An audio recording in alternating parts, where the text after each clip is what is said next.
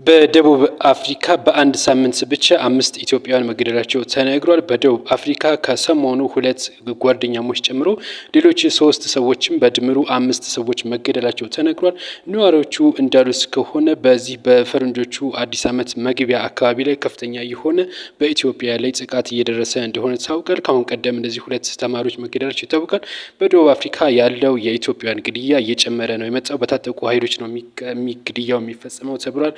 ቀን በቀንም ሊፈጸም ይችላል ግድያው ሲሉ ነው የገለጹት። ለደህንነታቸው አንዳንዶች ለደህንነታቸው ስጋት ያሉ ድምጻቸውን ወይም ስማቸውን ያልገለጹ ሰዎች እንዳሉት ከሆነ በደቡብ አፍሪካ ያለው ሁኔታ እጅግ አስቸጋሪ ሆኗል።